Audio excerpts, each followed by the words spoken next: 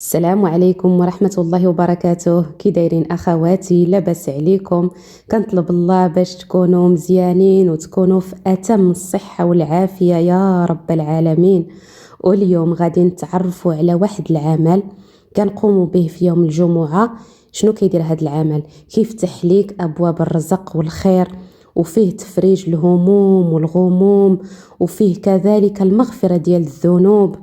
ما تضيعيش اجر هذا العمل ساهل اللي كل وحده فينا تقدر عليه، ما خاصو لا مجهود مادي لا مجهود بدني، خاصو غير تحريك الشفتان، يعني كنحركوا الشفتين ديالنا مع حضور القلب.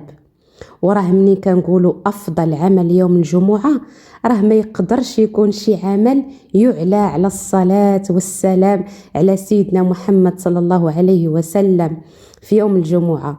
راه هذا العمل اخواتي اللي كنتكلم عليه راه هو الاكثار من الصلاه والسلام على رسول الله صلى الله عليه وسلم، لان هذه الصلاه على النبي صلى الله عليه وسلم هي من اقرب القربات واعظم الطاعات. وبهذه الصلاة على النبي صلى الله عليه وسلم كيترفع البلاء والكرب، وكيزول الهم والغم، وكتشرح النفوس والصدور. وبهذه الصلاة على النبي كذلك كتطرد الشياطين والوساوس ديالها. فاللهم صل وسلم وبارك على نبينا محمد وعلى آله وصحبه أجمعين.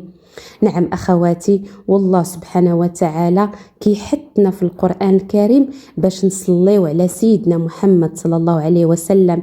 كيقول عز وجل في سورة الأحزاب بعد أعوذ بالله من الشيطان الرجيم: إن الله وملائكته يصلون على النبي يا أيها الذين آمنوا صلوا عليه وسلموا تسليما. اللهم صل وسلم وبارك على نبينا محمد. نعم أخواتي، كيف ما كنعرفوا راه هاد الصلاة على النبي صلى الله عليه وسلم عندها فضل عظيم. غير هو هاد الفضل كيتزاد وكيكتر هاد الأجر في ليلة الجمعة ويوم الجمعة. واللي كيدلنا على هذا وكيحفزنا على هذا العمل في يوم الجمعة هو الحديث ديال النبي صلى الله عليه وسلم. عندنا في الحديث عن أوس بن أوس رضي الله عنه قال: قال رسول الله صلى الله عليه وسلم: إن من أفضل أيامكم يوم الجمعة، فأكثروا علي من الصلاة فيه، فإن صلاتكم معروضة علي. قال: يا رسول الله، وكيف تعرض صلاتنا عليك وقد أرمت؟ قال: إن الله حرم على الأرض أجساد الأنبياء. نعم أخواتي، كيف ما شفنا من خلال الحديث راه الصلاة ديالنا على النبي صلى الله عليه وسلم راه كتوصلوا عليه أفضل الصلاة والسلام. وحنا أخواتي كلنا كنعرفوا الفضل الكبير ديال يوم الجمعة، وهو من أعظم الأيام عند الله سبحانه وتعالى.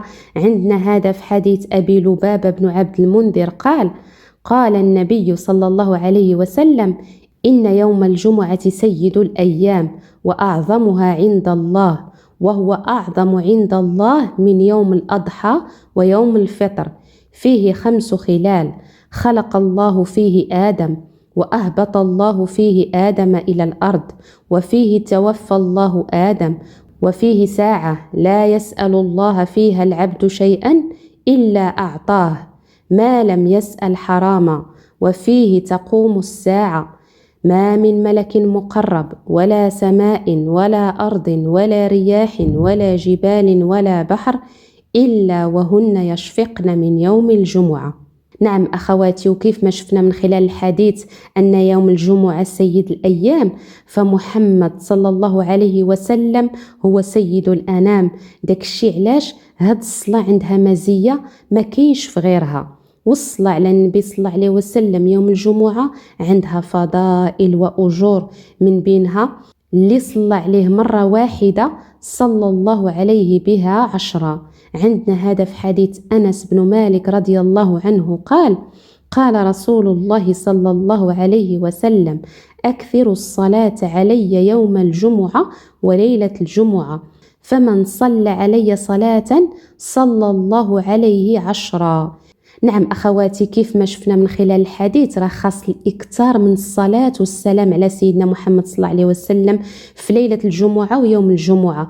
وحنا راه ملي كنقولوا الإكثار يعني ما كديريش هذاك الشيء اللي مولفة كديريه يوميا، مثلا كتصلي على النبي صلى الله عليه وسلم 10 المرات في الصباح و10 في المساء في اذكار الصباح والمساء، ولا كاينه اللي كدير الورد ديال 100 ديال الصلاه على النبي صلى الله عليه وسلم في الصباح و100 ديال الصلاه على النبي صلى الله عليه وسلم في المساء. نعم هذا يعني كيكون يوميا. اما يوم الجمعه وليله الجمعه راه خص الاكثار اخواتي. راه ملي كنتكلموا على الاكثار فوتي العدد اللي مولفه كديري 300 400 500 ديري 1000 مره يعني، وتحسبيها تقدري تستعملي السبحه وتحسبي 1000 تسبيحه 1000 صلاه على النبي صلى الله عليه وسلم. نعم خاص يكون عندك غير برنامج وراه باذن الله كتوصلي للهدف اللي بغيتي. نعم أخواتي، وجميع صيغ الصلاة على النبي صلى الله عليه وسلم فيها خير، بحال اللهم صل وسلم على نبينا محمد، ولا اللهم صل وسلم وبارك على سيدنا محمد. وذكر العلماء بأن أفضل صيغة هي الصلاة الإبراهيمية، اللهم صل على محمد وعلى آل محمد كما صليت على إبراهيم وعلى آل إبراهيم إنك حميد مجيد. اللهم بارك على محمد وعلى آل محمد كما باركت على إبراهيم وعلى آل إبراهيم إنك حميد مجيد. نعم هاد الصيغة ديال الصلاة الإبراهيمية هي اللي كنديروها في التشهد. وخصنا أخواتي في يوم الجمعة نتحروا ساعة استجابة الدعاء في هذا اليوم المبارك. كيذكروا بعض الأحاديث أنها هاد الساعة يعني حين يجلس الإمام على المنبر يوم الجمعة إلى أن تقضى الصلاة. وعندنا في حديث جابر بن عبد الله أنها بين صلاة العصر إلى غروب الشمس. وجاء في بعض الأحاديث أنها في آخر ساعة من يوم الجمعة. وهاد الساعة كيقول عليها بن باز رحمه الله: الله جل وعلا جعل في الجمعة ساعة يقبل فيها الدعاء، وهي ساعة قليلة لا يوافقها المسلم وهو قائم يصلي إلا أعطاه الله سؤاله، فهي ساعة عظيمة قليلة. نعم أخواتي، راه خاصنا نكثروا من الدعاء في يوم الجمعة، لعل وعسى نصادفوا هاد الساعة المباركة لاستجابة الدعاء. فاللهم صل وسلم وبارك على نبينا محمد وعلى آله وصحبه أجمعين. اللهم اغفر لنا ذنوبنا وإسرافنا في أمرنا وثبت أقدامنا وانصرنا على القوم الكافرين. اللهم انصر من نصر الدين واخذل من خذل الإسلام والمسلمين في كل مكان. اللهم اجعلنا من عبادك الصالحين، اللهم اجعلنا من عبادك المتقين، اللهم اجعلنا من عبادك الصالحين المصلحين يا رب العالمين. اللهم أرنا الحق حقا وارزقنا اتباعه، وأرنا الباطل باطلا وارزقنا اجتنابه. اللهم حبب إلينا الإيمان وزينه في قلوبنا، وكره إلينا الكفر والفسوق والعصيان، واجعلنا من الراشدات يا رب العالمين. ربنا آتنا في الدنيا حسنة وفي الآخرة حسنة وقنا عذاب النار. اللهم إنك عفو تحب العفو فاعف عنا. اللهم اعف عنا واغفر لنا وارحمنا وسامحنا وتجاوز عنا يا رب العالمين. اللهم صل وسلم وبارك على نبينا محمد وعلى آله وصحبه أجمعين.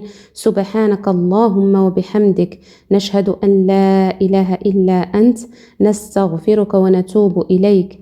عملنا سوءا وظلمنا أنفسنا فاغفر لنا، فإنه لا يغفر الذنوب إلا أنت. سبحان ربك رب العزة عما يصفون، وسلام على المرسلين، والحمد لله رب العالمين. اللهم صل على محمد وعلى آل محمد كما صليت على إبراهيم وعلى آل إبراهيم إنك حميد مجيد. اللهم بارك على محمد وعلى آل محمد كما باركت على إبراهيم وعلى آل إبراهيم إنك حميد مجيد. اللهم صل على محمد وعلى آل محمد كما صليت على إبراهيم وعلى آل إبراهيم إنك حميد مجيد. اللهم بارك على محمد وعلى آل محمد كما باركت على إبراهيم وعلى آل إبراهيم إنك حميد مجيد. اللهم صل على محمد وعلى آل محمد كما صليت على إبراهيم وعلى آل إبراهيم إنك حميد مجيد. اللهم بارك على محمد وعلى آل محمد كما باركت على إبراهيم وعلى آل إبراهيم إنك حميد مجيد. اللهم صل على محمد وعلى آل محمد كما صليت على إبراهيم وعلى آل إبراهيم إنك حميد مجيد. اللهم بارك على محمد وعلى آل محمد كما باركت على إبراهيم وعلى آل إبراهيم إنك حميد مجيد. اللهم صل على محمد وعلى آل محمد كما صليت على إبراهيم وعلى آل إبراهيم إنك حميد مجيد. اللهم بارك على محمد وعلى آل محمد كما باركت على إبراهيم وعلى آل إبراهيم إنك حميد مجيد. اللهم صل على محمد وعلى آل محمد كما صليت على إبراهيم وعلى آل إبراهيم إنك حميد مجيد. اللهم بارك على محمد وعلى آل محمد كما باركت على إبراهيم وعلى آل إبراهيم إنك حميد مجيد.